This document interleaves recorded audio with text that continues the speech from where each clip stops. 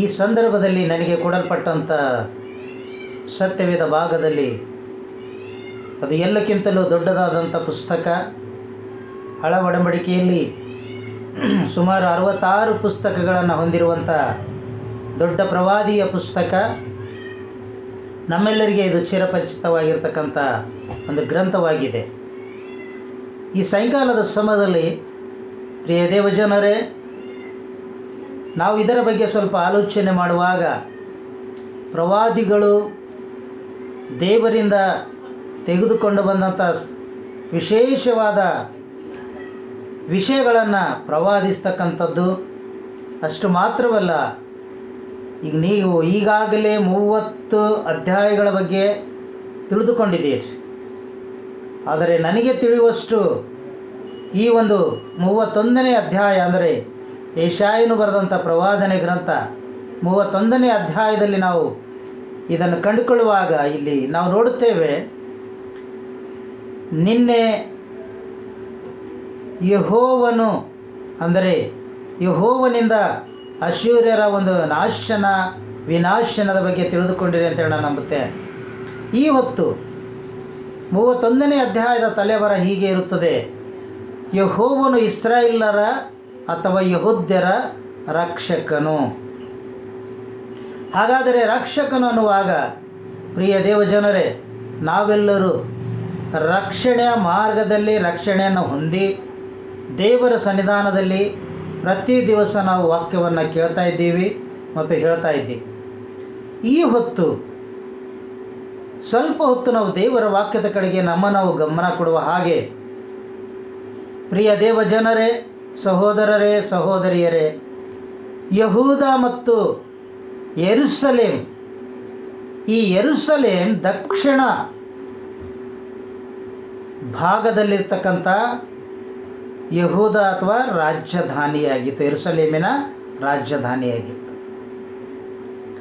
ಆದರೆ ನಾವು ಇಬ್ರಿಯ ಭಾಷೆಯಲ್ಲಿ ನೋಡುತ್ತೇವೆ, ನಮ್ಮೆಲ್ಲರಿಗೆ ಚಿರಪರಿಚಿತವಾಗಿರ್ತಕ್ಕಂಥ ಶಬ್ದ ಯಾವೆ, ಶೆಬಾಜಿತ್. ಅಂದರೆ ಅದನ್ನು ಪ್ರಸ್ತುತ ಭಾಷೆಯಲ್ಲಿ ಅದನ್ನು ನಾವು ನೋಡುವಾಗ ಸೇನಾಧೀಶ್ವರನಾದ ಯೆಹೋವನು ಅನ್ನುವಂಥ ಇದು ಭಾಷಾಂತರದ ಪದವಾಗಿದೆ. ಇಂದು ನಾವು 31ನೇ ಅಧ್ಯಾಯದ ಬಗ್ಗೆ ಸ್ವಲ್ಪ ಗಮನ ಕೊಡುವಂತೆ, ಐಗುಪ್ತ್ಯರು ಅಥವಾ ಐಗುಪ್ತ್ಯದ ಅರಸನಾಗಿರ್ತಕ್ಕಂಥ ಫರೋನನಲ್ಲಿ ಅವನ ರಾಜ್ಯ ಭವನದಲ್ಲಿ ನೋಡುವಾಗ ಸುಂದರವಾಗಿರ್ತಕ್ಕಂಥ ಅಲಂಕೃತವಾಗಿರ್ತಕ್ಕಂಥ ಕುದುರೆಗಳಿಂದ ಎಳೆಯುವಂಥ 2 ಚಕ್ರಗಳ ವರ್ಣರಂಜಿತವಾಗಿರ್ತಕ್ಕಂಥ ರಥಗಳು ಇರುವುದನ್ನು ನಮಗೆಲ್ಲರಿಗೂ ಗೊತ್ತು. ಅಲ್ಲಿನ ಬೆಳ್ಳಿಯ ಅಥವಾ ಬಂಗಾರದ ತಿರುಪಿನ ಜಡೆ ಅಥವಾ ಬಂಗಾರವೆಂಬ ಒಡವೆಗಳು ಪ್ರಾಚೀನ ಕಾಲದಲ್ಲಿ ಇವುಗಳೆಲ್ಲ ಬಹಳ ಸರ್ವಸಾಮಾನ್ಯವಾಗಿದ್ದವು ಎಂಬುದಾಗಿ ನಮಗೆ ಗೊತ್ತಿದ್ದಂಥ ವಿಷಯವಾಗಿದೆ. ಹಾಗಾದರೆ ಇಂದು ನಾವು 31ನೇ ಅಧ್ಯಾಯದಲ್ಲಿ ತಿಳಿದುಕೊಳ್ಳುವಂಥ ವಿಚಾರಗಳೇನೆಂದರೆ, ನಾವು ಸ್ಪಷ್ಟವಾಗಿ 1ನೇ ವಚನದಿಂದ ಹೋಗೋದಿಲ್ಲ ಪ್ರಿಯರೇ, ಸ್ವಲ್ಪ ಮೇಲೆ ಕೆಳಗೆ ಆಗುತ್ತದೆ. ಯಾಕಂತಂದರೆ ಅದನ್ನು ವಿಭಾಗವಾಗಿ ಮಾಡುವಾಗ ಅಥವಾ ಕ್ರಮಬದ್ಧವಾಗಿ ನಾವು ನೋಡುವಾಗ, ಮೊದಲನೇದಾಗಿ ಯೆಶಾಯನು 31ನೇ ಅಧ್ಯಾಯದಲ್ಲಿ ನಾವು ತಿಳ್ಕೊಳ್ಳೋದಕ್ಕಿಂತ ಮುಂಚಿತವಾಗಿ ನೋಡುವಾಗ, ಯೆಹೋವನು ನನಗೆ ಹೀಗೆ ಹೇಳಿದ್ದೇನೆ ಎಂಬುದಾಗಿ ಯೆಶಾಯ ಪ್ರವಾದಿ ಹೀಗೆ ಹೇಳ್ತಾರೆ. ಏನಂದರೆ, ಸಿಂಹವು, ಪ್ರಾಯದ ಸಿಂಹವು ಅಥವಾ ಬೇಟೆಯ ಮೇಲೆ ಬಿದ್ದು ಗುರುಗುಟ್ಟುತ್ತಿರುವಾಗ ಅದರ ಕಾವಲುಗಾರರು ಏನು ಮಾಡ್ತಾರೆ ಅಂದರೆ ಕೂಗುತ್ತಾರೆ. ಆ ಕೂಗಿದ ಶಬ್ದವನ್ನು ಕೇಳಿ ಬಹಳ ಮಂದಿ ಓಡಿ ಬರ್ತಾರೆ, ಅಥವಾ ಕುರಿ ಕಾಯ್ತಕ್ಕಂಥ ಕುರುಬರು ಓಡಿ ಬರುವುದನ್ನು ನಾವಿಲ್ಲಿ ನೋಡುತ್ತೇವೆ. ಅವರು ಕೂಡಿ ಬಂದರೂ ಕೂಡ ಅದು ಅವರ ಮೇಲೆ ಕೂಗಾಟಕ್ಕೆ ಅಥವಾ ಆ ಒಂದು ಸಿಂಹ ಎಷ್ಟೇ ಕೂಗಿದರೂ ಕೂಡ ಕೆಲವು ಹೆದರೋದಿಲ್ಲ ರೀ. ಅದಕ್ಕೆ ಕುರುಬರು ಆ ಒಂದು ಶಬ್ದಕ್ಕೆ, ಆ ಗದ್ದಲಕ್ಕೆ ಯಾವ ರೀತಿಯಾಗಿ ಹೆದರದೆ ಧೈರ್ಯಗೊಳ್ಳದೆ ಹಾಗೆ ಇರ್ತಾರಲ್ಲ, ಹಾಗೆ ನಮ್ಮ ಸೇನಾಧೀಶ್ವರನಾದ ಯೆಹೋವನು ಕೂಡ ನಮ್ಮ ಜೊತೆ ಯುದ್ಧ ಮಾಡುವಲು ಚಿಯೋನ್ ಪರ್ವತದಿಂದ ಆತನು ನಮ್ಮಲ್ಲಿ ಇಳಿಯುವಾತನಾಗಿದ್ದಾನೆ. ನಾವು ಕೇವಲ ಹೆದರಿಕೆಯಿಂದ ಈ ಲೋಕದಲ್ಲಿ ಜೀವಿಸದೆ, ಅಥವಾ ನಮಗೆ ಭಯ ಭೀತಿ ಬಂದಾಗ ದೇವರು ನನ್ನ ಜೊತೆಯಾಗಿದ್ದಾನೆ ಅನ್ನುವಂಥ ಆ ಸೇನಾಧೀಶ್ವರನಾದ ಯೆಹೋವನ ನುಡಿ ನಮ್ಮಲ್ಲಿರುವುದಾದರೆ ನಾವು ಯಾವುದಕ್ಕೆ ಹೆದರಲಿಕ್ಕೆ ಸಾಧ್ಯವಿಲ್ಲ.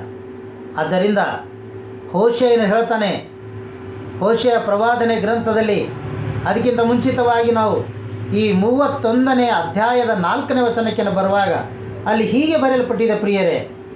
ನಾವು ನೋಡುವಾಗ ಯೆಹೋವನು ನನಗೆ ಹೀಗೆ ಹೇಳಿದ್ದಾನೆ, ಸಿಂಹವು, ಪ್ರಾಯದ ಸಿಂಹವು ಬೇಟೆ ಮೇಲೆ ಬಿದ್ದು ಗುರುಗುಟ್ಟುತ್ತಿರುವಾಗ ಕಾವಲುಗಾರನು ಕೂಗನ್ನು ಕೇಳಿ ಬಹುಮಂದಿ ಕುರುಬರು ಅದಕ್ಕೆ ವಿರುದ್ಧವಾಗಿ ಕೂಡಿ ಬಂದರೂ ಅದು ಅವರ ಕೂಗಾಟಕ್ಕೆ ಹೆದರದೆ ಅವರ ಗದ್ದಲದಿಂದ ಹೇಗೆ ಧೈರ್ಯಗೊಳ್ಳುವುದಿಲ್ಲವೋ ಹಾಗೆ ಸೇನಾಧೀಶ್ವರನಾದ ಯೆಹೋವನು ಯುದ್ಧ ಮಾಡಲು ಚೀಯೋನ್ ಪರ್ವತದಿಂದ ಬರ್ತಾನೆ ಎಂಬುದಾಗಿ ನಾವು ತಿಳಿದುಕೊಂಡಿದೆ. ಹಾಗಾದರೆ ಸಿಂಹ ಎಷ್ಟೇ ಧೈರ್ಯಶಾಲಿ ಆಗಿದ್ದರೂ ಕೂಡ ಅದು ಯಾರಿಗೆ ಹೆದರದೆ ತನ್ನನ್ನು ತಾನು ಎಷ್ಟು ಧೈರ್ಯವಂತನಾಗಿ ಅದು ಎದುರು ಬರ್ತಲ್ಲ, ಅದಕ್ಕಿಂತಲೂ ಬಲವಾಗಿ ಇರುವಂಥ ನಮ್ಮ ಯೇಸು, ನಮ್ಮ ರಕ್ಷಕನು, ಸೇನಾಧೀಶ್ವರನಾದ ಯೆಹೋವನು ಅದಕ್ಕಿಂತಲೂ ಬಲವಾಗಿ ಯುದ್ಧ ಮಾಡುವ ಆತನು. ಯಾಕಂದರೆ ಇದೆಲ್ಲ ದೇವರು ಉತ್ಪತ್ತಿ ಮಾಡಿದಂಥ ಪ್ರಾಣಿಗಳು. ಅದಕ್ಕೆ ಹೋಶೇಯ ಹೇಳ್ತಾನೆ, ಹೋಶೇಯನ ಪ್ರವಾದನೆ ಗ್ರಂಥದಲ್ಲಿ 11ನೇ ಅಧ್ಯಾಯದ 10ನೇ ವಚನದಲ್ಲಿ ಹೀಗೆ ಹೇಳ್ತಾನೆ, ಏನಂದರೆ ಸಿಂಹದಂತೆ ಗರ್ಜಿಸುತ್ತಿರುವ ಯೆಹೋವನನ್ನು, ಅಂದರೆ ಆತನ ಜನರು ಹಿಂಬಾಲಿಸುವರು. ದೇವರು ಕೂಗುವಾಗ ಆತನನ್ನು ಹಿಂಬಾಲಿಸ್ತಕ್ಕಂಥವರು, ಆತನ ಅರಬಟಿಸಲು ಆತನ ಮಕ್ಕಳು ಪಡವಲಿನಿಂದ ನಡುಗುತ್ತಾ ಬರುವರು ಎಂಬುದಾಗಿ ಹೇಳ್ತಾನೆ ಹೋಶೇಯ. ಹಾಗಾದರೆ ಇವತ್ತು ನಾನು ನೀನು ದೇವರ ವಾಕ್ಯವನ್ನು ಪ್ರತಿ ದಿವಸ ಒಂದೊಂದು ಅಧ್ಯಾಯಗಳನ್ನು ನಾವು ಮಾಡ್ತಾಯಿದ್ದೀವಿ. ಆದರೆ ಇಲ್ಲಿ ಹೆದರಿಕೆ, ಭಯ, ಅಂಜದೆ ನಾವು ಮುಂದೆ ಸಾಗಬೇಕಾದರೆ ಅದು ಸಿಂಹ ಇರಲಿ, ಸಿಂಹದಂಥ ಪ್ರಾಣಿ ಇರಲಿ, ಯಾವುದೇ ಗರ್ಜಿಸ್ತಕ್ಕಂಥ ಪ್ರತಿಯೊಂದು ಯಾವ ವಿಷಜಂತುಗಳಾಗಿರಲಿ, ದೇವರು ನಮ್ಮನ್ನು ಆ ಭಯದಿಂದ ತಪ್ಪಿಸುವ ಆತನಾಗಿದ್ದಾನೆ. ಅದಕ್ಕೆ ಇಸ್ರಾಯೇಲರ ರಕ್ಷಕನು ಎಂಬುದಾಗಿ ಇದರ ತಲೆಬರ ಇದೆ. ಯೆಹೋವನು ಇಸ್ರಾಯೇಲರ ಅಥವಾ ಯಹೂದ್ಯರ ರಕ್ಷಕನು ಎಂಬುದಾಗಿ ಇದರ ತಲೆಬರ ಕೊಟ್ಟಿದ್ದಾರೆ. ಹಾಗಾದರೆ ನಾವು ಆಮೋಸ್ ಕೂಡ ಹೇಳ್ತಾನೆ, ಆಮೋಸನ ಗ್ರಂಥದಲ್ಲಿ ಕೂಡ ಹೇಳ್ತಾನೆ 3ನೇ ಅಧ್ಯಾಯದ 8ನೇ ವಚನದಲ್ಲಿ, ಸಿಂಹವು ಗರ್ಜಿಸದೆ ಭಯಪಡುವವರು ಯಾರು? ನೋಡ್ರಿ, ನಮಗೆ ಒಬ್ಬನು ಯಾರಾದರೂ ಅಂಜಿಸ್ಬೇಕಾದ್ರೆ ಅವನು ಏನಾದರೂ ಒಂದು ಶಬ್ದ ಮಾಡಬೇಕು, ಇಲ್ಲ ಅಂದರೆ ಯಾವುದೋ ಒಂದು ನಮಗೆ ಭಯಪಡಿಸಲಿಕ್ಕೆ ಆ ಕೃತ್ಯಗಳು ಮಾಡಿದ್ರೆ ಮಾತ್ರ ನಮಗೆ ಭಯ ಬರ್ತದೆ, ಇಲ್ಲಾಂದ್ರೆ ಇಲ್ಲ. ಹಾಗಾದರೆ ಇಲ್ಲಿಗೆ ಸಿಂಹವು ಗರ್ಜಿಸದೆ ಭಯಪಡುವವರು ಯಾರು? ಕರ್ತನಾದ ಯೆಹೋವನು ನುಡಿದಿದ್ದಾರೆ. ಯೆಹೋವನು ನಮ್ಮಲ್ಲಿರುವಾಗ ನಮಗೆ ಎಂಥ ಸಿಂಹ ಇರಲಿ, ಯಾವುದೇ ಪ್ರಾಣಿ ಪಕ್ಷಿ ಇರಲಿ, ಯಾವುದು ಗರ್ಜಿಸಿದರೂ ಕೂಡ ನಮಗೆ ಯಾವ ಭಯ ಇರೋದಿಲ್ಲ ಪ್ರಿಯರೇ. ಅದಕ್ಕಾಗಿ 91ನೇ ಕೀರ್ತನೆಯಲ್ಲಿ ಹೇಳ್ತಾನಲ್ಲ, ನಿನ್ನ ಸುತ್ತಮುತ್ತಲೂ 10,000 ಜನರು ಸತ್ತು ಬಿದ್ದರೂ ನಿನಗೇನು ತಟ್ಟದು ಎಂಬುದಾಗಿ.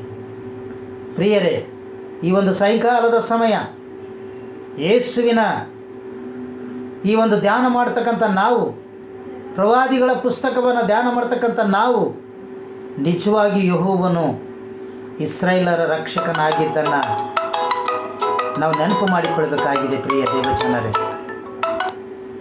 ಇವತ್ತಿನ ಈ ಸನ್ನಿವೇಶದಲ್ಲಿ ನಾವು ನೋಡುವಾಗ ಯೆಶಾಯನು ಹೇಳ್ತಾನೆ ನಮಗೆ, ಪ್ರಿಯ ದೇವಜನರೇ, ಸ್ಪಷ್ಟಪಡಿಸ್ತಾನೆ ಏನಂತಂದರೆ, ಯೆಶಾಯ 31:3ನೇ ವಚನದಲ್ಲಿ, ಐಗುಪ್ತ್ಯರು ಮನುಷ್ಯ ಮಾತ್ರದವರೇ, ಅವರೇನಲ್ಲ, ದೇವರಲ್ಲ. ನಿಜವಾಗಿಯೂ ಯಾರು ಈ ಲೋಕದಲ್ಲಿ ಮನುಷ್ಯರು ದೇವರಲ್ಲ, ಎಲ್ಲರೂ ಮನುಷ್ಯರೇ. ಅವರ ಅಶ್ವಗಳು ಮಾಂಸಮಯವೇ, ಆತ್ಮವಲ್ಲ. ಪ್ರಿಯ ದೇವ ಜನರೇ, ಈ ಸಂದರ್ಭದಲ್ಲಿ ನಾವು ನೀವು ಮನುಷ್ಯರು ದೇವರೆಂದು ತಿಳಿದುಕೊಂಡು ಒಂದು ವೇಳೆ ಅವರಿಗೆ ಅಡ್ಡ ಬೀಳುವುದಾದರೆ ಅವರು ಹುಚ್ಚುತನ. ದೇವರು ನಮ್ಮನ್ನು ನಿಮ್ಮನ್ನು ಈ ಲೋಕದಲ್ಲಿ ಭಯಪಡಲಿಕ್ಕೋಸ್ಕರವಾಗಿ ದೇವರ ನುಡಿಗಳನ್ನು ಕೊಟ್ಟಿದ್ದಾರೆ. ಅದಕ್ಕೆ ಅವರಲ್ಲಿರ್ತಕ್ಕಂಥ ಅಶ್ವಗಳು ಅಂದರೆ ಕುದುರೆಗಳು ಮಾಂಸಮಯವೇ. ಯಾವುದೇ ರಥಗಳು ಈ ಭೂಲೋಕದಲ್ಲಿ ದೇವರು ಸೃಷ್ಟಿ ಮಾಡಿದೆಲ್ಲ ಮಾಂಸವೇ, ಅದು ಆತ್ಮವಲ್ಲ. ಯೆಹೋವನು ಕೈ ಚಾಚುವಾಗ ಯೆಹೋವನನ್ನು ಯಾರು ಕೈ ಚಾಚುತ್ತಾರೋ ದೇವರು ಅವ್ರಿಗೆ ಸಹಾಯ ಮಾಡ್ತಾರೆ. ಒಂದು ವೇಳೆ ಯಾರು ಕೈ ಚಾಚುವುದಿಲ್ವೋ ಅದು ನಿರಾಕರಿಸ್ತಾರೆ. ಹಾಗಾದರೆ ಈ ಒಂದು ಸಾಯಂಕಾಲದ ಸಮಯದಲ್ಲಿ ಇಸ್ರಾಯೇಲರು ಬೇಡಿಕೊಳ್ತಾ ಇದ್ದಾರೆ. ಯೆರೂಸಲೇಮಿನಲ್ಲಿರ್ತಕ್ಕಂಥ ಚೀಯೋನ್ ಪರ್ವತವು ಭೂಮಿಯ ಮೇಲೆ ಯೆಹೋವನ ವಾಸಸ್ಥಳವಾಗಿರುವುದರಿಂದ ಮತ್ತು ಇಸ್ರಾಯೇಲರು ದೇವರನ್ನು ಆರಾಧಿಸುವ ಸ್ಥಳವಾಗಿರುವುದರಿಂದ ಇಲ್ಲಿ ಅದನ್ನು ಅಶ್ಶೂರಕ್ಕೆ ವಿರುದ್ಧವಾಗಿ ಈ ಸ್ಥಳಕ್ಕೆ ಅವರ ಹೆಸರೇನಿಟ್ಟರು ಅಂತಂದರೆ ದಂಡನೆಯ ಸ್ಥಳ ಎಂಬುದಾಗಿ ಅವರು ಹೇಳ್ತಾ ಇದ್ದರು. ಯಾಕಂದರೆ ಇಲ್ಲಿ ದೇವರು ಆರಾಧನೆ ಮಾಡ್ತಕ್ಕಂಥ ಸ್ಥಳ, ಇಸ್ರೇಲ್ ಎಲ್ಲರೂ ದೇವರ ಆರಾಧನೆಯಲ್ಲಿ ಆರಾಧಿಸ್ತಕ್ಕಂಥ ಸ್ಥಳವಾಗಿರುವುದರಿಂದ ಮತ್ತು ಆ ಭೂಮಿ ಯೆಹೋವನ ವಾಸಸ್ಥಳವಾಗಿರುವುದರಿಂದ ದೇವರು ಅಲ್ಲಿ ಈ ಒಂದು ಅಶ್ಶೂರ್ಯರು ಇವರ ಮೇಲೆ ಯುದ್ಧಕ್ಕೆ ಬಂದಾಗ ಸೋಲಿಸಿದ್ದನ್ನು ನಾವು ಹಿಂದಿನ ಅಧ್ಯಾಯದಲ್ಲಿ ನಾವು ನೋಡಿಕೊಂಡಿದ್ದೇವೆ. ಹಾಗಾದರೆ ಇಂದಿನ ದಿವಸ ನಾವು ನೀವು ದೇವರ ಸನ್ನಿಧಾನದಲ್ಲಿ ಒಂದು ವೇಳೆ ಭಯಪಡಲಿಕ್ಕೆ ಚಿಂತನೆ ಬೇಕಾಗಿಲ್ಲ ಪ್ರಿಯರೇ. ಇವತ್ತು ದೇವರು ನಿಮ್ಮ ಜೊತೆಯಾಗಿದ್ದಾಗ ನಮಗೆ ಯಾವ ಭಯವಿಲ್ಲ. ಅದಕ್ಕೆ ಯೆಶಾಯ 31:9 ಸ್ಪಷ್ಟ ಪಡಿಸ್ತಾನೆ. ಏನಂತಂದರೆ, ಅವರ ಶರಣನು ಭಯದಿಂದ ಹೋಗಿಬಿಡುವನು. ಅವರ ಪ್ರಧಾನರು ಏನು ಮಾಡ್ತಾರಂತ್ರಿ? ಹೆದರಿ ಧ್ವಜಸ್ಥಾನದಿಂದ ದಿಕ್ಕುಪಾಲಾಗುವರು. ಯಾವಾಗ ಯುದ್ಧ ಭೂಮಿಯಲ್ಲಿ ಆ ಅಶ್ಶೂರ್ಯರ ಜೊತೆಯಲ್ಲಿ ಯುದ್ಧ ಆಡ್ತಕ್ಕಂಥ ಸಮಯದಲ್ಲಿ ಧ್ವಜವನ್ನು ಬಿಟ್ಟು ಹೋಗಿದಾರೋ ಅದರ ಅರ್ಥ ಯುದ್ಧ ವೀರದಲ್ಲಿ ತಮ್ಮ ಧ್ವಜವನ್ನು ಹಿಡಿದುಕೊಂಡು ಬರ್ತಾರೆ ಅವರವರ ಸಂಬಂಧಪಟ್ಟಂಥ ರಾಜ್ಯರುಗಳು. ಯಾವಾಗ ಧ್ವಜವನ್ನು ಬೀಸಾಡಿ ಹೋಗ್ತಾರಲ್ಲ, ಧಿಕ್ಕರಿಸಲ್ಪಡ್ತಾರಲ್ಲ, ಅವರು ಸೋತ ಹಾಗೆ. ಇವತ್ತು ನನ್ನ ನಿನ್ನ ಜೀವಿತದಲ್ಲಿ ಯೇಸು ಸ್ವಾಮಿ ಅಥವಾ ದೇವರ ವಾಕ್ಯಗಳನ್ನು ಹಿಡಿದುಕೊಂಡು ನಾವು ಜಯವೀರರಾಗಿ ಅಥವಾ ಜಯ ಹೊಂದಿದವರಾಗಿ ಮುಂದೆ ಸಾಗುವುದಾದರೆ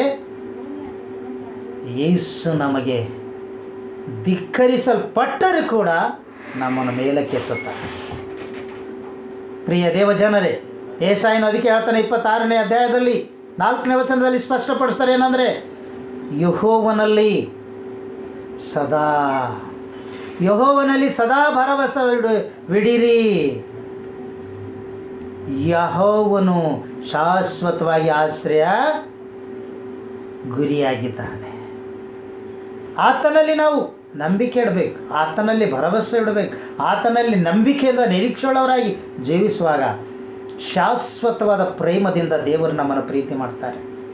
ಇಸ್ರೇಲರು ಪ್ರೀತಿ ಮಾಡದ ಕಾರಣ ಇಸ್ರೇಲರು ಯೇಸು ದೇವರನ್ನು, ಯೆಹೋವ ದೇವರನ್ನು ಅವರ ಆರಾಧನೆಗೆ ಹಿಂಜರಿಯುವುದರಿಂದಲೇ ಅಲ್ಲಿ ಇಷ್ಟೆಲ್ಲ ಅನಾಹುತಗಳಾಗಲಿಕ್ಕೆ ಕಾರಣ. ಪ್ರಿಯರೇ, ಇವತ್ತು ನನ್ನ ನಿನ್ನ ಜೀವಿತದಲ್ಲಿ ದೇವರ ಭಯವಿಲ್ಲದಿದ್ದರೆ ನಮಗೆ ಈ ಲೋಕದಲ್ಲಿ ಪ್ರಿಯರೇ ನಾವು ಆರಾಧಿಸ್ತಕ್ಕಂಥದ್ದು ವ್ಯರ್ಥ. ಅದಕ್ಕಾಗಿ ಯೆಶಾಯನು ಹೇಳ್ತಾನೆ, ಯೆಶಾಯ 44ರಲ್ಲಿ ಕೂಡ ಒಂದು ಮಾತು ಹೇಳ್ತಾನೆ. ಏನಂದರೆ 44ನೇ ಅಧ್ಯಾಯದ 8ನೇ ವಚನದಲ್ಲಿ ಸ್ಪಷ್ಟಪಡಿಸ್ತಾನೆ, ಹೆದರಬೇಡ್ರಿ ಅಂಜದಿರ್ರಿ, ನಾನು ಪೂರ್ವದಿಂದಲೂ ನಾನು ನಿಮಗೆ ಹೇಳಿ ಪ್ರಕಟಿಸಿಕೊಂಡೆನಷ್ಟೇ. ಏನಂತ? ನಾನೇ ನಿನ್ನ ದೇವರು ಎಂಬುದಾಗಿ. ನೀವೇ ನನಗೆ ಸಾಕ್ಷಿಗಳು. ನಾನಿಲ್ಲದೆ ಇನ್ನೊಬ್ಬರು ಯಾವ ದೇವರಿದ್ದಾನೋ, ಇನ್ನು ಯಾವ ಶರಣನೂ ಇಲ್ಲ, ಯಾರು ದೇವರಿಲ್ಲ. ಒಂದು ವೇಳೆ ಇದ್ದಿದೆ ಆದರೆ ಅದು ನನಗೆ ಗೊತ್ತಿಲ್ಲ ಎಂಬುದಾಗಿ ಯೆಹೋವ ದೇವರು ಹೇಳ್ತಾರೆ. ಇದ್ದರೇನ್ರಿ ಇನ್ನೂ ಯಾರಾದರೂ ನಮಗೆ ಗೊತ್ತಿರೋವಂಥ ಈ ದೇವರು?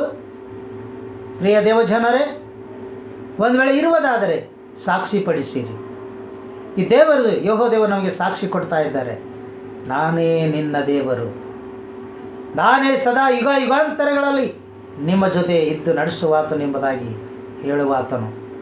ವಾಕ್ಯದಲ್ಲಿ ನಾವು ನೋಡುವಾಗ ಪ್ರಿಯ ದೇವಜನರೇ, ಇಂದು ಈ ಸಾಯಂಕಾಲದ 31ನೇ ಅಧ್ಯಾಯದಲ್ಲಿ ನಾವು ನೋಡುವಾಗ ಆ 31ನೇ ಅಧ್ಯಾಯದ ಸ್ಪಷ್ಟನೆ ಏನು? ಸ್ವರರು ಯಾಕೋ ಇಲ್ಲೊಂದು ವಚನ ಅಲ್ಲೊಂದು ವಚನ ನಿಮಗೆ ಕನ್ಫ್ಯೂಸ್ ಆಗಿ ಇರ್ಬೋದು. ಆದರೆ ಕ್ರಮಬದ್ಧವಾಗಿ ನೋಡುವಾಗ ಪ್ರಿಯ ದೇವಜನರೇ, ಅಲ್ಲಿ ಸ್ಪಷ್ಟಪಡ್ತಾನೆ ನಮಗೆ. ಯೆಶಾಯನು ಬರೆದಂಥ ಗ್ರಂಥ 30ನೇ ಅಧ್ಯಾಯದಲ್ಲಿ ಅಲ್ಲಿ 25ರಿಂದ ನೋಡುವಾಗ ನಮಗೆ ಹೇಳ್ತಾನೆ. ಅಲ್ಲಿ ಏನಂದರೆ 31ನೇ ಅಧ್ಯಾಯದ ಪ್ರಕಾರ ನೋಡುವಾಗ ಅಲ್ಲಿ ಸ್ಪಷ್ಟಪಡಿಸ್ತಾರೆ ನಮಗೆ. ಏನಂತಂದರೆ ಒಂದು ಮಾತು, ಮಹಾಸಂಹಾರ. ಮಹಾಸಂಹಾರ ಅಂದರೆ ಮಹಾಸಂಹಾರ ಎಂಬುದು ಅಶ್ಶೂರದ ಸೋಲನ್ನು ಸೂಚಿಸ್ತದೆ. ಮಹಾಸಂಹಾರ ಅಂತೇಳಿ ಹೇಳ್ತಾರಲ್ಲ, ಅದಕ್ಕೆ ಅಲ್ಲೇನಾದರೆ ಅಶ್ಶೂರರ ಸೋಲನ್ನು ಸೂಚಿಸ್ತಕ್ಕಂಥದ್ದಾಗಿದೆ ಪ್ರಿಯರೇ. ಇನ್ನು ನಿನ್ನ ಜೀವಿತದಲ್ಲಿ ಈ ಸಾಯಂಕಾಲದ ಸಮಯದಲ್ಲಿ ಒಂದು ವೇಳೆ ಅಹಂಭಾವದಿಂದ ಒಂದು ವೇಳೆ ನಾವು ಈ ಲೋಕದಲ್ಲಿ ಜೀವಿಸುವಾಗ ಪ್ರಿಯ ದೇವಜನರೇ, ನಮಗೆ ಅಲ್ಲಿ ತೋರ್ಪಡಿಸ್ತೇನಂತಂದರೆ ನಾಶನ. ನಂತರ ಯಹೂದ್ಯದ ಜನರು ಉಜ್ವಲ ಬೆಳಕಿಗೆ ಬಂದಿರುವುದನ್ನು ನಾವು ನೋಡ್ತೇವೆ, ಸಂತೋಷಪಟ್ಟಿರುವುದನ್ನು ನೋಡ್ತೇವೆ. ಯಾವಾಗ ಮೋಶೆ ಆರೋನವರು ಹೇಳಿದ್ದನ್ನು ಕೇಳದೆ ದೂರವಾಗಿದ್ದರಲ್ಲ, ಬಹಳ ಕಷ್ಟಕ್ಕೆ ಗುರಿಯಾಗಿದ್ದರು. 40 ವರ್ಷ ಅರಣ್ಯದಲ್ಲಿ ಪ್ರಯಾಣ ಮಾಡುವಾಗಲೂ ದೇವರನ್ನು ನಂಬದೆ, ಯೆಹೋವನನ್ನು ಆಶ್ರಯಿಸದೆ ದೂರವಾಗಿದ್ದರು ಪ್ರಿಯ ದೇವಜನರೇ. ಇಂದು ನಾವು ಕೂಡ ದೇವರನ್ನು ಅರಿಯದೆ ದೂರವಾಗಿ ಭಯವಿಲ್ಲದೆ ಜೀವಿಸ್ತಾ ಇದ್ದೇವೆ. ತಂದೆಯಾದ ದೇವರು ನಮ್ಮನ್ನು ನಿಮ್ಮನ್ನು ಎಚ್ಚರಿಸುವ ಮಾತು ಇಲ್ಲಿ ಸ್ಪಷ್ಟಪಡಿಸ್ತಾ ಇದ್ದೇನೆ. ಏನಂದರೆ, ಈಗ 1ನೇ ವಚನಕ್ಕೆ ಬರುವಾಗ ಯೆಶಾಯ ಬರೆದಂಥ ಗ್ರಂಥ 31ರಿಂದ ನಾವು ಪ್ರಾರಂಭದಲ್ಲಿ ನೋಡುವಾಗ, ಅಯ್ಯೋ ನನಗೆ ಸಹಾಯಕ್ಕಾಗಿ ಐಗುಪ್ತನನ್ನು ಸೇರಿ, ಮತ್ತು ಅಲ್ಲೇನಂತ ಹೇಳ್ತಾನೆ, ಐಗುಪ್ತನ ಸೇರಿ ಅಶ್ವಬಲವನ್ನು ಆಶ್ರಯಿಸುವವರ ಗತಿಯನ್ನು ಏನು ಹೇಳಲಿ?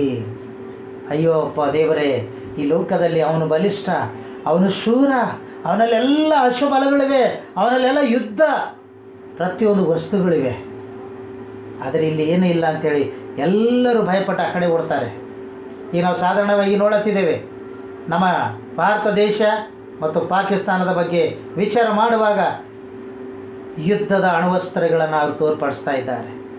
ಪ್ರಿಯ ದೇವಜನರೇ, ದೇವರಿಗೆ ಇಷ್ಟ ಇಲ್ಲ. ದೇವರು ನನ್ನನ್ನು ನಿನ್ನನ್ನು ಇಲ್ಲಿ ಸ್ಪಷ್ಟಪಡಿಸ್ತಾ ಇದ್ದಾನೆ. ಅಲ್ಲಿ ಯುದ್ಧ ವೀರನು ಯಾವನೇ ಇರಲಿ, ಅದು ಸ್ಪಷ್ಟ ಹೇಳ್ತಾನೆ. ಏನಂತಂದರೆ, ಸಹಾಯಕ್ಕಾಗಿ ಐಗುಪ್ತನನ್ನು ನೀವು ಒಂದು ವೇಳೆ ಹೋಗುವುದಾದರೆ, ಅಲ್ಲಿ ವಾಕ್ಯದಲ್ಲಿ ನಾವು ಸ್ಪಷ್ಟವಾಗಿ ನೋಡುವಾಗ ಪ್ರಿಯ ದೇವಜನರೇ ಏನು ಹೇಳ್ತಂದರೆ, ಅಯ್ಯೋ ಸಹಾಯಕ್ಕಾಗಿ ಐಗುಪ್ತನನ್ನು ಸೇರಿ ಅಶ್ವಬಲವನ್ನು ಆಶ್ರಯಿಸುವವರ ಗತಿ ಏನು ಹೇಳಲಿ?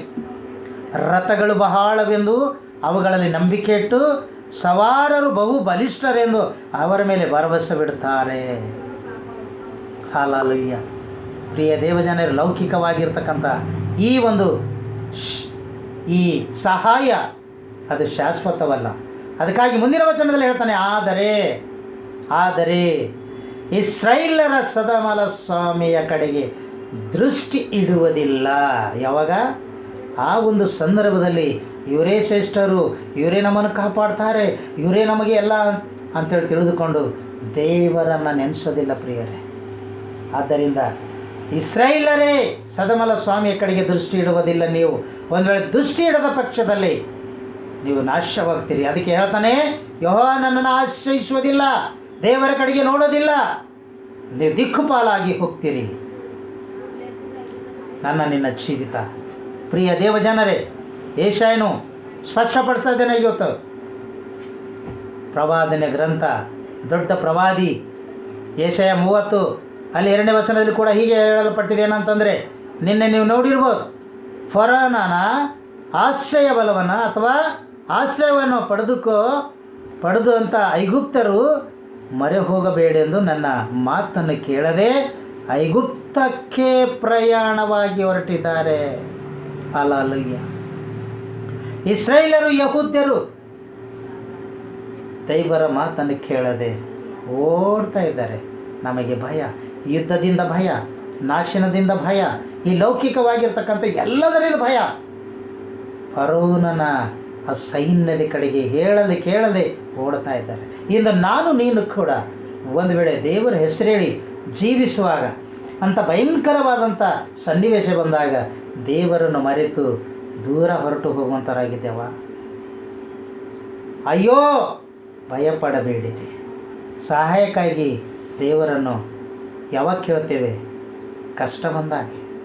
ಅದಕ್ಕಾಗಿ ಕಷ್ಟ ಬಂದಾಗ ಇವರು ನನಗೆ ಸಹಾಯಕರಲ್ಲ ಒಂದೇಳೆ ಹೇಳಿದರೆ ದೇವರು ನಮ್ಮನ್ನು ಕೈ ಬಿಡುವಾತನಾಗಿಲ್ಲ. ಅದಕ್ಕೆ ವಾಕ್ಯದಲ್ಲಿ ಏನು ಹೇಳ್ತಂದರೆ, ನಮ್ಮೆಲ್ಲರಿಗೂ ಗೊತ್ತಿದ್ದ ಹಾಗೆ ಮತ್ತಾಯನ ಬರೆದ ಸುವಾರ್ತೆ 7:7 ನೋಡುವಾಗ, ಬೇಡಿಕೊಳ್ಳಿರಿ ನಿಮಗೆ ಕೊಡ್ತೇನೆ, ಹುಡುಕಿರಿ ನಿಮಗೆ ಸಿಗುತ್ತೇನೆ, ತಟ್ಟಿರಿ ನಿಮಗೆ ತೆರಿತೇನೆ ಎಂಬುದಾಗಿ ಹೇಳಿದಂಥ ಮಾತು ದೇವರು ಇವತ್ತು ಇಸ್ರಾಯೇಲಿಗೆ ಹೇಳ್ತಾ ಇದ್ದಾರೆ. ಬನ್ರಿ ಬನ್ರಿ, ನನ್ನ ಆಶ್ರಯ ಪಡ್ಕೊಳ್ರಿ ಎಂಬುದಾಗಿ ಹೇಳುವಾಗ ಆ ಪ್ರವಾದಿಯ ಮಾತು ಯಾರು ಕೇಳಲಿಲ್ಲ ಪ್ರಿಯರೇ. ಅದಕ್ಕೆ ನಾವು ವಾಕ್ಯದಲ್ಲಿ ನೋಡುವಾಗ ಈ ಸಮಯದಲ್ಲಿ ಪ್ರಿಯ ದೇವಜನರೇ, ಯೆಶಾಯನ ಬರೆದಂಥ ಗ್ರಂಥ 36ನೇ ಅಧ್ಯಾಯದ 6ನೇ ವಚನದಲ್ಲಿ ಹೀಗೆ ಬರೆಯಲ್ಪಟ್ಟಿದೆ, ಜಜ್ಜಿದ ಆ ಸ್ಪಷ್ಟವಾಗಿ ಓದ್ರ ದಯಮಾಡಿ ಯಾರಿಗಾದರೂ ಸಿಕ್ಕಿದರೆ, ಜಜ್ಜಿದ ದಂಡಿಗೆ ಸಮಾನವಾದ ಐಗುಪ್ತವೆಂಬ ಕೋಲಿನ ಮೇಲೆ, ಜಜ್ಜಿದ ತಂಬಿಗೆ ಸಮಾನವಾದ ಐಗುಪ್ತವೆಂಬ ಕೋಲಿನ ಮೇಲೆ ಭರವಸೆ ಬಿಟ್ಟಿರ್ತೀಯಷ್ಟೇ. ಒಬ್ಬನು ಅಂಥ ಕೋಲನ್ನು ಉರಿಕೊಳ್ಳುವುದಾದರೆ ಅದನ್ನು ಅವನು ಕೈಯನ್ನು ತಿವಿದು ಒಳಗೆ ಹೋಗುತ್ತದೆ. ಪ್ರಿಯ ದೇವಜನರೇ, ಇವತ್ತು ನಮಗೆ ಯೆಶಾಯನ ಕೋಲು ಅಥವಾ ಮೋಶೆಯ ಕೋಲು, ನಮಗೆ ಒಂದು ವೇಳೆ ಅದರ ಬಗ್ಗೆ ನಾವು ಚಿಂತನೆ ಮಾಡಬೇಕಾಗಿದೆ. ಆದರೆ ಇವತ್ತು ಆ ಕೋಲಿನಲ್ಲಿ ಎಷ್ಟು ಅದ್ಭುತ ಇತ್ತು, ಆ ಕೋಲಿನಲ್ಲಿ ಎಲ್ಲವೂ ಅದ್ಭುತ ಇತ್ತು ಪ್ರಿಯರೇ.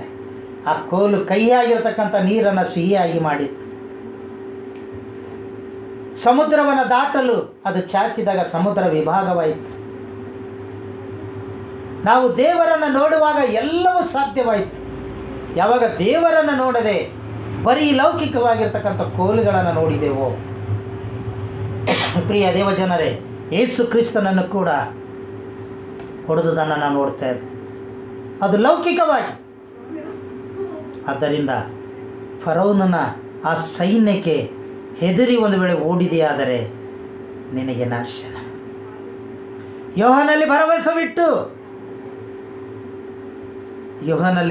ಭರವಸೆ ಇಟ್ಟಿರುವುದಾದರೆ ನಿನ್ನ ಗತಿ ಒಳ್ಳೆಯದಾಗುತ್ತದೆ. ಆದ್ದರಿಂದ ಪ್ರಿಯ ದೇವಜನರೇ, ಯೆಶಾಯನು 31:2ನೇ ವಚನದಲ್ಲಿ ಹೇಳ್ತಾನೆ ಸ್ಪಷ್ಟವಾಗಿ, ಈಗೋ ಆತನು ವಿವೇಕಿ. ಹಲ್ಲೆಲೂಯ. ಆತನು ವಿವೇಕಿ, ತನ್ನ ಮಾತುಗಳನ್ನು ಹಿಂದಕ್ಕೆ ತೆಗೆಯದೆ ಕೇಡನ್ನು ಬರಮಾಡುವನು. ಕೆಡುಕರ ಮನೆತನಕ್ಕೂ ಅನ್ಯಾಯಗಾರರ ಸಹಾಯಕರಿಗೂ ವಿರುದ್ಧವಾಗಿ ಏಳುವನು. ಐಗುಪ್ತರು ಮನುಷ್ಯ ಮಾತ್ರದವರೇ. ಹಲ್ಲೆಲೂಯ. ಪ್ರಿಯ ದೇವಜನರೇ, ಐಗುಪ್ತರು ಕೇವಲ ಮನುಷ್ಯ ಮಾತ್ರದವರೇ, ಆದರೆ ಯಹೂದ್ಯರು, ಇಸ್ರಾಯೇಲರು ದೇವರ ಮಕ್ಕಳು. ನಾನು ನೀನು ಹೊಸ ಯುಗದ ಇಸ್ರಾಯೇಲನಾಗಿ ಬಾಳುವುದಾದರೆ ತಂದೆಯಾದ ದೇವರಲ್ಲಿ ನಂಬಿಕೆ ಇಟ್ಟು ಬಾ. ತನ್ನ ಮಾತುಗಳನ್ನು ಹಿಂದಕ್ಕೆ ತೆಗೆದು ಕೇಡನ್ನು ಬರಮಾಡುವನು. ಕೆಡುಕರ ಮನೆತನಕ್ಕೂ ಅನ್ಯಾಯಗಾರರ ಸಹಾಯಕರಿಗೂ ವಿರುದ್ಧವಾಗಿ ಏಳುವನು. ಹಲ್ಲೆಲೂಯ. ಪ್ರಿಯ ದೇವಜನರೇ, ಇವತ್ತು ನಿನ್ನ ಯೇಸು ಅಂಥವರ ವಿರುದ್ಧ ಎದ್ದು ನಮಗೆ ಜಯವನ್ನು ಕೊಡುವಂತನಾಗಿದ್ದಾನೆ. ನಾವು ಎಷ್ಟರವರೆಗೆ ಇಷ್ಟು ದಿವಸ ನಾವು ಬದುಕಿ ಸಾಕಾಗಿಲ್ವಾ?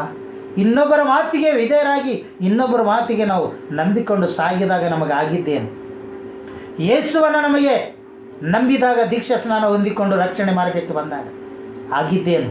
ಯೋಚನೆ ಮಾಡಿ ಪ್ರಿಯರೇ. ಈ ಸಾಯಂಕಾಲದ ಸಮಯದಲ್ಲಿ ನೀವು ಪ್ರತಿ ದಿವಸ ಪ್ರವಾದಿಗಳ ವಾಗ್ದಾನಗಳು, ಪ್ರವಾದಿಗಳ ಉತ್ತಮವಾದ ಸಂದೇಶಗಳನ್ನು ನಾವು ಕೇಳ್ತಾ ಇದ್ದೇವೆ. ಆದರೆ ದೇವರಿಗೆ ಭಯಪಟ್ಟು ನಾವು ಜೀವಿಸುವರಾಗಿದ್ದೇವೆ. ಪ್ರಿಯ ದೇವಜನರೇ, ಸ್ಪಷ್ಟವಾಗಿ ವಾಕ್ಯದಲ್ಲಿ ನಾವು ನೋಡ್ತೇವೆ. 31ನೇ ಅಧ್ಯಾಯದ 5ರಿಂದ 8 ವಚನಗಳಲ್ಲಿ ನೋಡುವಾಗ ನಮಗೆ ಸ್ಪಷ್ಟಪಡಿಸ್ತದೆ. ಹೆಣ್ಣು ಹಕ್ಕಿಗಳು ಹರಿಯುಡುತ್ತಾ ಮರಿಗಳನ್ನು ಕಾಪಾಡುವಂತೆ. ನೋಡ್ರಿ ಯಾವ ರೀತಿಯಾಗಿ ಹೆಣ್ಣು ಪಕ್ಷಿಗಳು ತನ್ನ ಮರಿಗಳನ್ನು ತನ್ನ ರೆಕ್ಕೆಯಲ್ಲಿ ಮರಿ ಮಾಡಿ ಇಟ್ಕೊಳ್ತದೋ, ಹದ್ದು ತನ್ನ ಮರಿಗಳನ್ನು ರೆಕ್ಕೆಯಲ್ಲಿ ಮರಿ ಮಾಡಿ ಇಟ್ಕೊಳ್ತದೋ, ಕೋಳಿ ತನ್ನ ಮರಿಗಳನ್ನು ಯಾವ ರೀತಿಯಾಗಿ ತನ್ನ ರೆಕ್ಕೆಯಲ್ಲಿ ಬಚ್ಚಿಟ್ಕೊಳ್ತದೋ,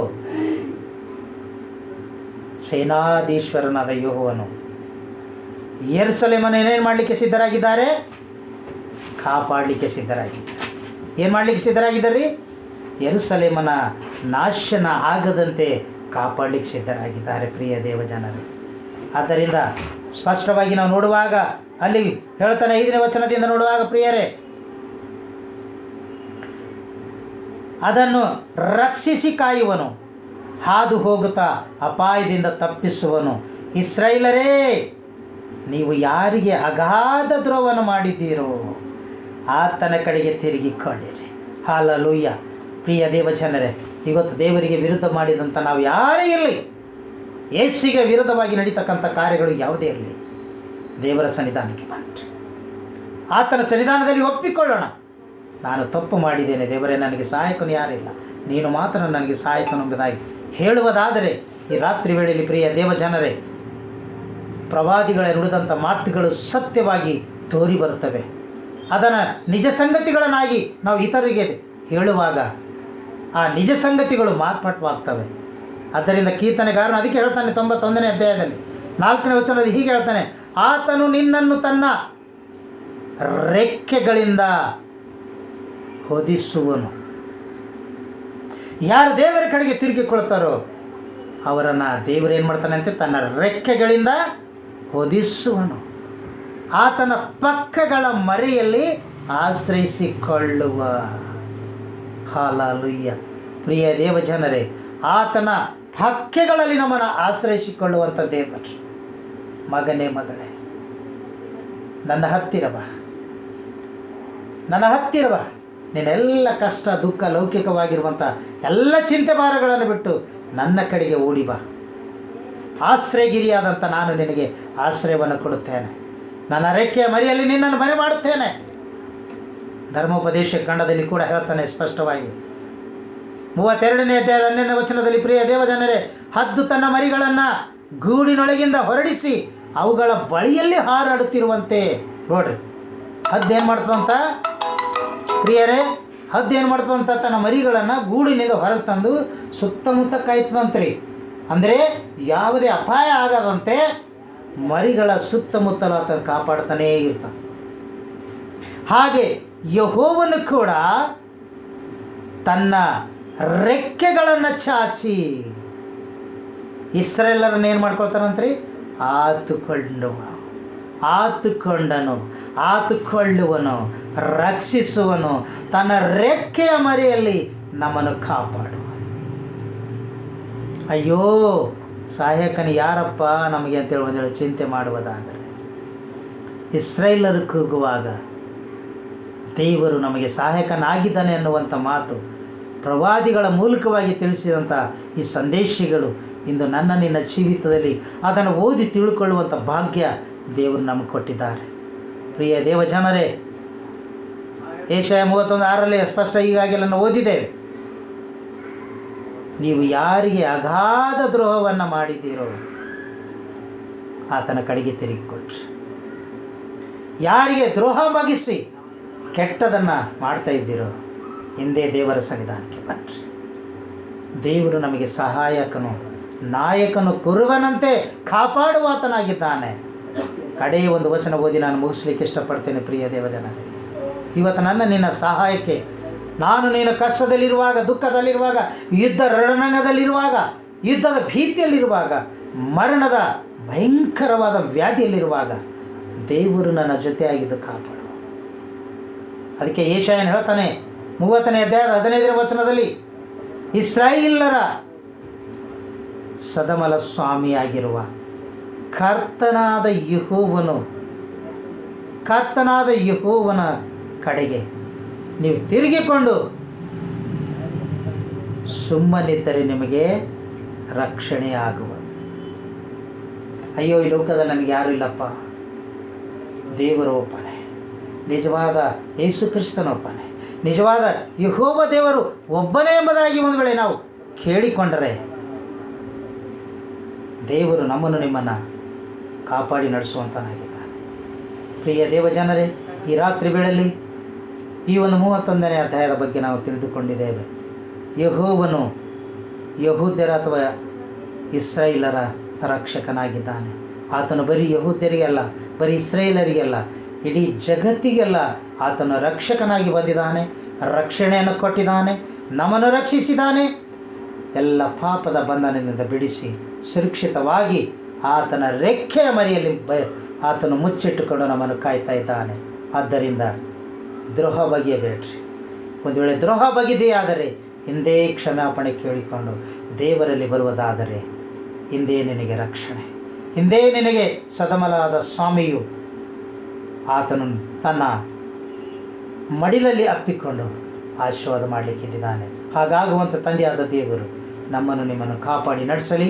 ಮುಂದಿನ ದಿನಮಾನಗಳಲ್ಲಿ ಆತನ ಮಕ್ಕಳಾಗಿ ಬದುಕಿ ಬಾಳುವ ಹಾಗೆ ಇನ್ನು ಹೆಚ್ಚಿನ ಆಯುಷ್ಕಾಲ ಕೊಟ್ಟು ನಡೆಸಲಿ ಎಂಬುದಾಗಿ ದೇವರ ಹಸ್ತಕ್ಕೆ ಹೋಗ್ತಾನೆ. ದೇವರ ವಾಕ್ಯವನ್ನು ಆಶೀರ್ವಾದ ಮಾಡಲಿ.